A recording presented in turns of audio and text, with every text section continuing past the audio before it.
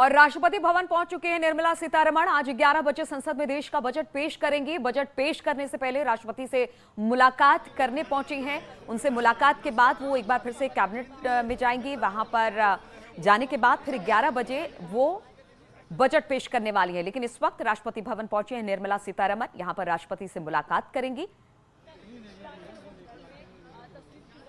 हर साल बजट पेश करने से पहले राष्ट्रपति से एक तरह से कहा जा सकता है कि अनुमति मांगा जाता है या फिर उनसे मुलाकात की जाती है।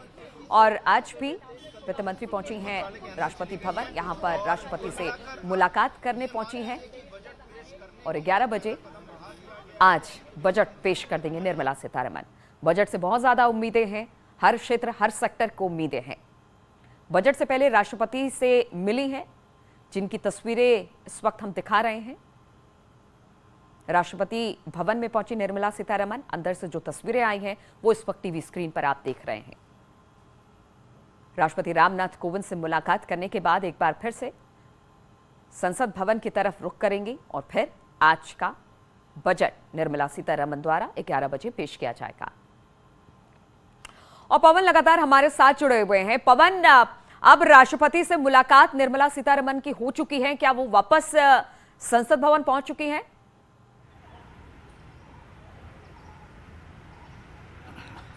देखिए, अभी वो थोड़ी देर के अंदर राष्ट्रपति से मुलाकात करके राष्ट्रपति भवन से निकलने वाली हैं और सीधे वो पार्लियामेंट जाएंगी। वहां 10:10 पर एक कैबिनेट मीटिंग होगी और कैबिनेट मीटिंग के अंदर, क्योंकि ये परंपरा रहती है कि जब बजट होता है तो बजट को पहले कैबिनेट से पास कराना होता है। तो अब 10:10 पर संसद भवन के अंदर कैबिनेट बैठक होगी और कैबिनेट में बजट को पास कराया जाए, प्रस्ताव उसका पास होगा बजट का। उसके बाद में 11 बजे वित्त मंत्री संसद भवन के अंदर बजट को पेश करेंगी। तो अब से थोड़ी देर के अंदर बस संसद भवन जो वित्त मंत्री हैं वो पहुंचने वाली हैं और फिर 10:10 पर कैबिनेट बैठक शुरू होने वाली है। बिल्कुल। और पवन, जिस तरह से ब्रेक में जाने से पहले मैंने कहा कि जो कोविड काल था उसने देश ही नहीं पूरी दुनिया की अर्थव्यवस्था को बिल्कुल चरमरा दिया था। ऐसे में भारत के लिए कहा जाता है कि शुरुआती जो लॉकडाउन हुआ उसमें तो अर्थव्यवस्था को काफी ज्यादा नुकसान पहुंचा, लेकिन उसके बाद अर्थव्यवस्था ने धीरे धीरे अपनी गति पकड़नी शुरू की। और दूसरी लहर में हमने देखा कि बहुत कम दिनों का लॉकडाउन हुआ या कुछ घंटे का लॉकडाउन हुआ या वीकेंड लॉकडाउन हुआ। ऐसे में कहा गया कि अर्थव्यवस्था पहले से बेहतर हुई है और यहां से हम जब आगे बढ़ेंगे तो कह सकते हैं कि एक तरह से फास्टेस्ट ग्रोइंग, क्योंकि आईएफएम की रिपोर्ट में देख रही थी उसमें कहा गया कि भारत तीसरे या चौथे नंबर पर रह सकता है फास्टेस्ट ग्रोइंग कंट्री के तौर पर।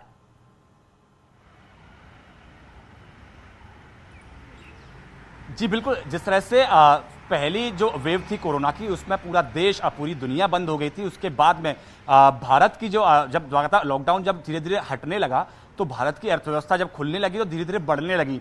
तो उस समय तमाम जो इंटरनेशनल एजेंसीज के जो सर्वे थे, रिपोर्ट थी, उसका ये आकलन था कि भारत की जो अर्थव्यवस्था है वो उस समय के हालात में सबसे तेजी से बढ़ने वाली अर्थव्यवस्था बनके सबके सामने आ रही थी।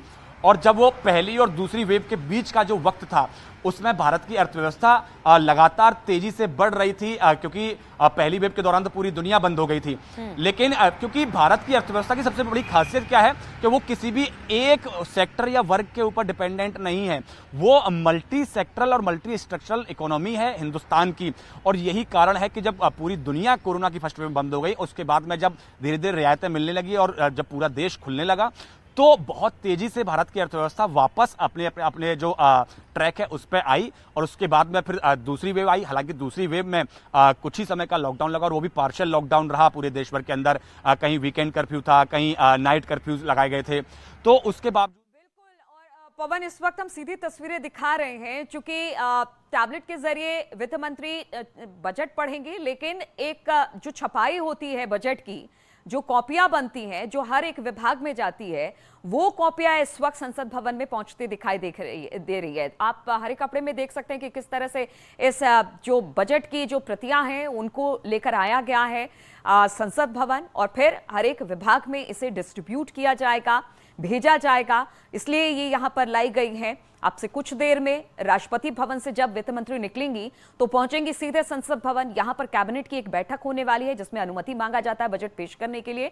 वो बैठक खत्म करने के बाद 11 बजे बजट पेश करेंगी निर्मला सीतारमण। तस्वीरें हम आपको दिखा रहे हैं राष्ट्रपति भवन के भीतर से, जो तस्वीरें आई जहां पर रामनाथ कोविंद से एक मुलाकात हुई वित्त मंत्री निर्मला सीतारमण की, और जब यहां से निकलेंगे तो उसी से संसद भवन की तरफ, और दूसरी तस्वीरें हम आपको दिखा रहे हैं जहां पर बजट की प्रतियां पहुंची हैं संसद भवन।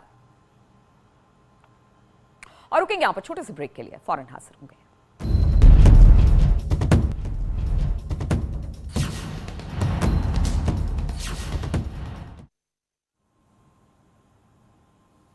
तो तस्वीरें आ रही हैं आज, क्योंकि बजट पेश होना है। केंद्रीय वित्त मंत्री निर्मला सीतारमण राष्ट्रपति भवन से निकल चुकी हैं, संसद भवन की ओर जा रही हैं। इसके बाद कैबिनेट की बैठक होनी है और कैबिनेट की मंजूरी मिलने के बाद बजट पेश कर दिया जाएगा। आज 11 बजे बजट पेश करेंगी वित्त मंत्री। थोड़ी ही देर में बजट पेश कर दिया जाएगा। इस बजट से लोगों को काफ़ी उम्मीदें हैं, पूरे देश की निगाहें इस बजट पर टिकी हुई हैं। 11 बजे बजट पेश कर दिया जाएगा। ये तस्वीरें आप देख पा रहे हैं। किसानों के लिए भी आज बड़े ऐलान संभव हैं। नौकरी पेशा लोगों को इस बजट से खासी उम्मीद है। 11 बजे का वक्त होगा और वित्त मंत्री आज बजट पेश कर देंगे। ये बजट लोकसभा में पेश किया जाएगा। आपको बता दें कि वित्त मंत्री के सामने कई चुनौतियां हैं। सुबह 11 बजे बजट पेश किया जाएगा। उस वक्त पूरे देश की निगाहें बजट पर होंगी कि किन किन वर्गों को राहत दी गई है। राष्ट्रपति ने बजट को मंजूरी दे दी है और राष्ट्रपति भवन से निकल चुके हैं वित्त मंत्री संसद भवन की ओर। कुछ ही देर में संसद भवन पहुंच जाएंगी और बजट पेश कर दिया जाएगा।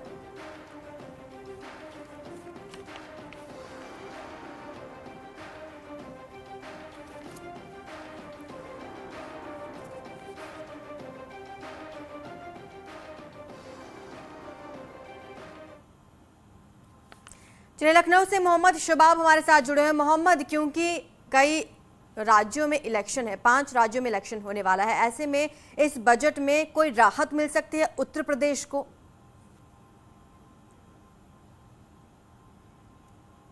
और देखिए, सीधे तौर पर जो बजट है वो पूरे देश के लिए होगा। हर वर्ग को राहत देने के लिए सरकार की कोशिशें होंगी। वित्त मंत्री निर्मला सीतारमण का ये चौथा बजट होगा, चूंकि 2024 में मोदी सरकार को भी चुनाव में जाना है और इस वक्त 5 राज्यों के चुनाव हैं। इसके बाद अगले साल फिर 5 राज्यों के चुनाव हैं, तो सरकार ये चाहेगी कि कुछ ऐसा रिलीफ लेकर आया जाए। जी, आपको रोकना चाहूंगी, वापस आऊंगी आपके पास। ये तस्वीरें हम दिखा रहे हैं दर्शकों को, कुछ ही देर में बजट पेश कर दिया जाएगा। सीधी तस्वीरें आ रही हैं और निर्मला सीतारमण यहां पर हल्की सी मुस्कुराहट के साथ नजर आ रही हैं। बजट की कॉपी उनके हाथ में है। आपको बता दें कि किसानों के लिए बड़े ऐलान आज हो सकते हैं। बजट से लोगों को काफी उम्मीदें बनी हुई हैं। ये सीधी तस्वीरें हम दिखा रहे हैं। वित्त मंत्री यहां पर नजर आ रहे हैं। कुछ ही देर में संसद भवन में बजट पेश कर दिया जाएगा। इससे पहले कैबिनेट की बैठक होनी है जिसमें बजट को मंजूरी दी जाएगी और उसके बाद लोकसभा में बजट पेश किया जाएगा। इस बार भी पेपरलेस होगा बजट। एक टैबलेट के माध्यम से बजट पेश किया जाएगा। वित्त मंत्री बजट पेश करेंगी। अपने लंबे भाषण के लिए जाने जाते हैं वित्त मंत्री जब भी बजट पेश करती हैं तो। और 11 बजे बजट पेश करेंगी निर्मला सीतारमण। तस्वीरों में आप देख सकते हैं किस तरह से यहां पर मुस्कुराहट के साथ नजर आ रही है वित्त मंत्री। कुछ ही देर में कैबिनेट बैठक होनी है और उसके बाद बजट पेश कर दिया जाएगा।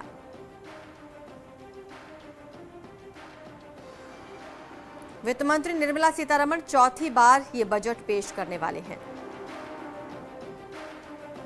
तस्वीरें आप देख पा रहे हैं। राष्ट्रपति भवन से रवाना हो चुकी हैं निर्मला सीतारमण।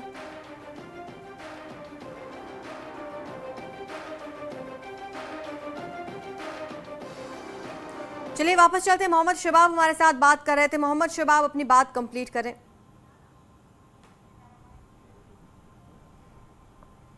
बिल्कुल, देखिए, मैं ये बात कह रहा था आपसे कि सरकार हर वर्ग को खुश करने की कोशिश करेगी। सबसे महत्वपूर्ण जो नौकरी पेशा लोगों के लिए इनकम टैक्स की स्लैब है उस पर सबसे ज़्यादा फोकस होगा। कहा यह जा रहा है कि 2.5 लाख से बढ़ाकर स्लैब को 3 लाख किया जाए। रसोई का बजट कैसे बनेगा, बढ़ती हुई महंगाई पर सरकार क्या लगाम लगाएगी, इन तमाम चीज़ों पर बातचीत करने के लिए बहुत सारे लोग हमारे साथ हैं। व्यापारी वर्ग से हैं, तमाम बिजनेसमैन हैं, तमाम लोग हैं, उनसे बात करते हैं।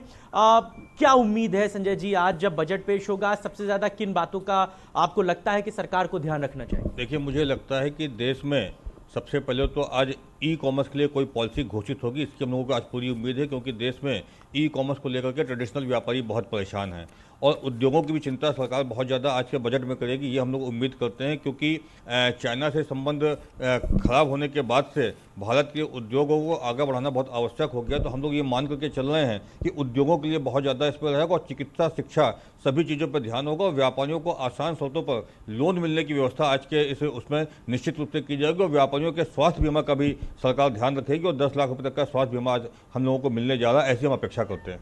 नौकरी पेशा लोगों के लिए स्लैब की बड़ी उम्मीद है। जो 2.5 लाख की दर है उसको कहा जा रहा है कि 3 लाख तक किया जाए। लगता है कि सरकार के एजेंडे में ये महत्वपूर्ण बात होगी?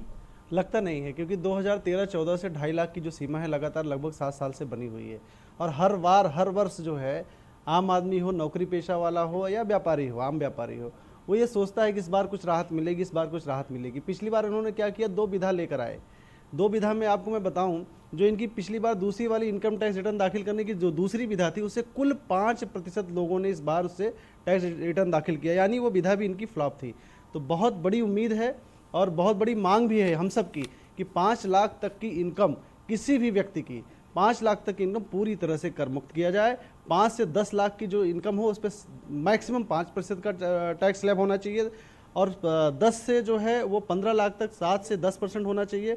20% से ज़्यादा टैक्स जो है 20 लाख 25 लाख के ऊपर नहीं होना चाहिए। लेकिन आम आदमी को अगर राहत देना है तो 10 लाख तक की जो आयकर की जो सीमा है 5 लाख तक की फ्री हो और 10 लाख तक का 5% हो, तो उससे आप हो, हम हो, मध्यम वर्ग हो, निम्न मध्यम वर्ग हो, इसको बहुत बड़ी राहत मिलेगी। दूसरा एक चीज़ और मैं कहना चाहता हूँ, कड़वी दवाई देते देते अब व्यापारी समाज ये चाह रहा है नोटबंदी के बाद से अब तक, उसको होम्योपैथिक की मीठी गोली चाहिए, जड़ से हमारी समस्याओं का समाधान होना चाहिए। जीएसटी में बहुत सारी विसंगतियां हैं, जीएसटी में कई तरह की कर की व्यवस्था है, उसको 3 तरह का होना चाहिए, ज़्यादा से ज़्यादा 5, 10, 15% होना चाहिए।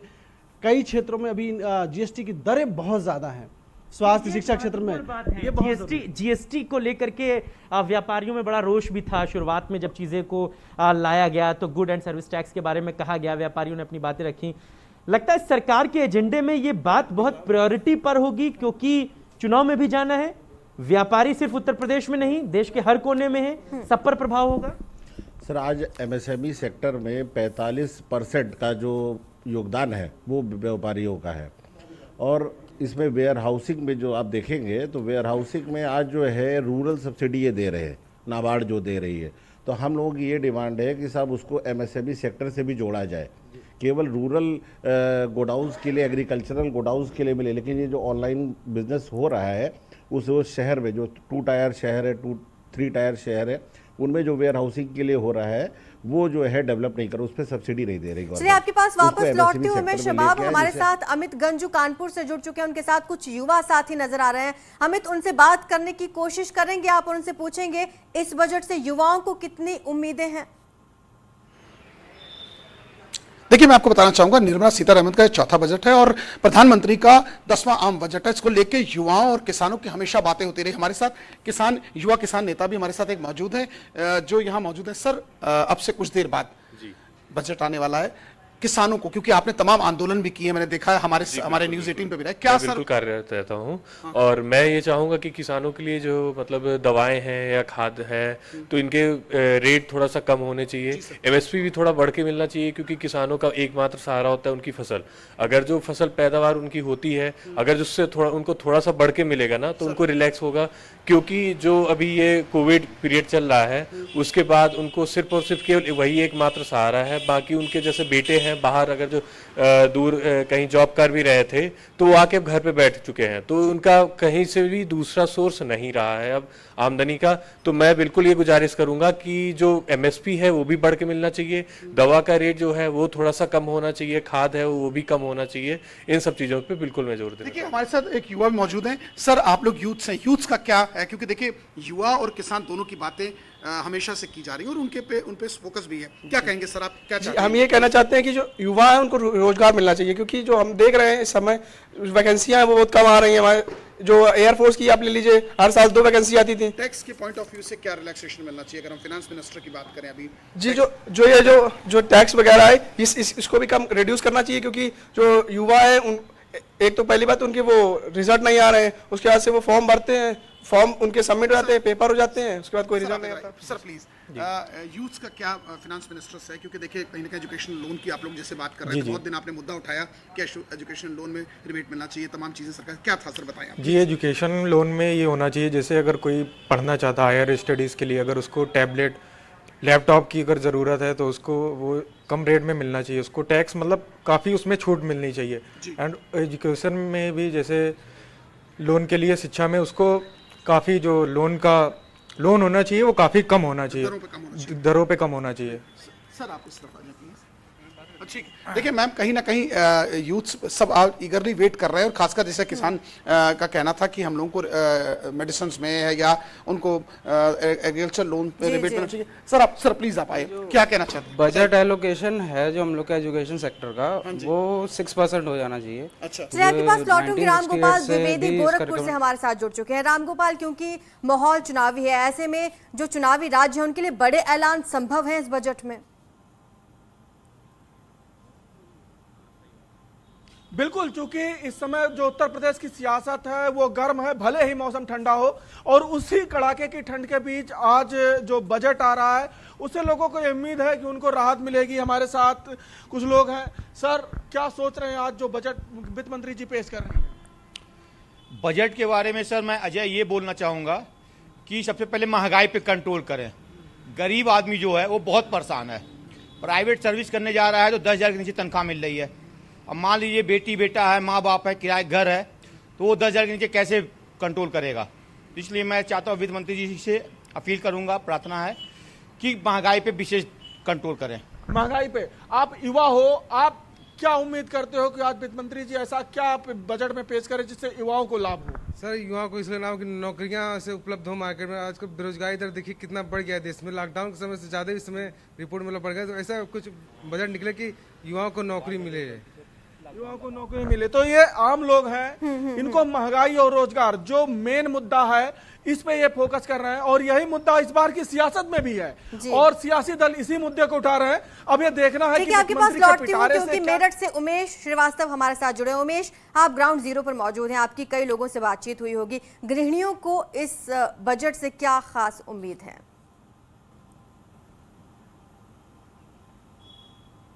जी हाँ, देखिए वित्त मंत्री निर्मला सीतारमण जी आज बजट पेश करेंगी।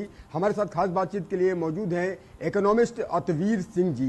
अतवीर जी, स्वागत है एक बार न्यूज़ 18 पर। क्या कहेंगे, बजट आने वाला है और कई राज्यों में विधानसभा चुनाव भी है, क्या अपेक्षा आप रखते हैं, कैसा बजट ये होने वाला है और कितनी उम्मीद है लोगों को? धन्यवाद आपका पहले तो। और इस समय अर्थव्यवस्था कोविड के दौर से बाहर निकलने के प्रयास में है, और मुझे लगता है कि समय अच्छा रहा और उससे अर्थव्यवस्था जल्दी बाहर आ जाएगी। लेकिन इस समय सबसे बड़ी चुनौती अर्थव्यवस्था में जो वित्त मंत्री महोदय के सामने होगी, वो अर्थव्यवस्था में कैसे रोजगार सृजित किया जाए, इस पे फोकस होना चाहिए। शिक्षा के क्षेत्र में जो बजट है वो लगातार उसको बढ़ाने की बात होती है, लेकिन उसमें अभी तक कोई वृद्धि सिग्निफिकेंट इंक्रीज उसमें नहीं हुआ है। इस समय बहुत जरूरी है कि शिक्षा और स्वास्थ्य उस पर फोकस किया जाए और रोजगार पे फोकस किया जाए। तो सभी लोगों को यही उम्मीद है कि शिक्षा, स्वास्थ्य, रोजगार पर फोकस किया जाएगा। पवन गौड़ हमारे साथ दिल्ली से जुड़ रहे हैं। पवन, क्योंकि अगर खर्च बढ़ेगा तो जाहिर सी बात है कि टैक्स में भी बदलाव किया जाएगा। क्या लगता है, टैक्स स्लैब में इस बार बदलाव देखने को मिल सकता है?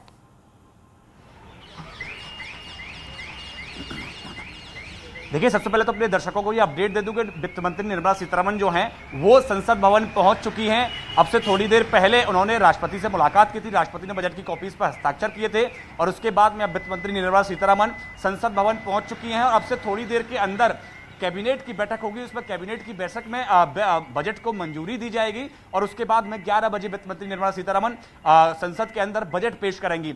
उसके अलावा अगर बात करें, आपने कही कि टैक्स स्लैब में बदलाव की, तो आपने देखा कि लगातार पिछले कुछ वर्षों से ये अब मोदी सरकार की एक नीति रही है बजट को लेकर के, वो बहुत पॉपुलिस्ट बजट नहीं होता है, इसलिए बहुत ज्यादा टैक्स स्लैब में आज तक बदलाव हुआ नहीं।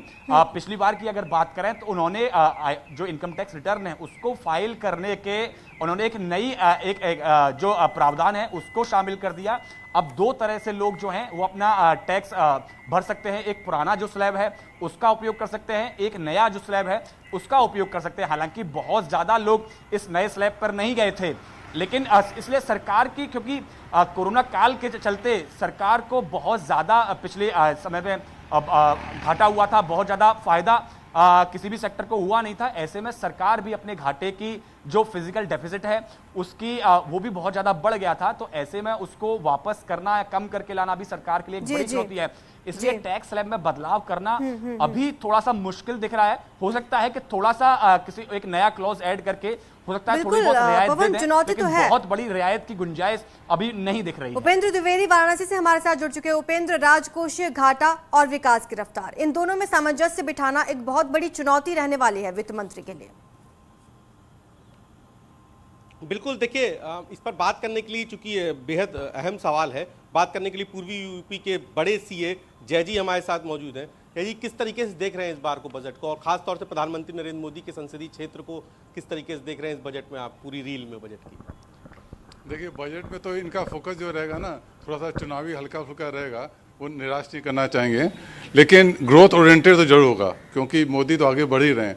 अब चूँकि 2 साल बाकी है, तो इसमें कि मेन फोकस रहता है कि ऑनलाइन पे ज़्यादा ट्रांजेक्शन्स करें और डिजिटल मोड को बढ़ावा दे ही रहे हैं। लेकिन हम लोग चाहते हैं कि सरकार के जो खर्चे हैं, सरकार भी अपने खर्चे ऑनलाइन करे ज़्यादा।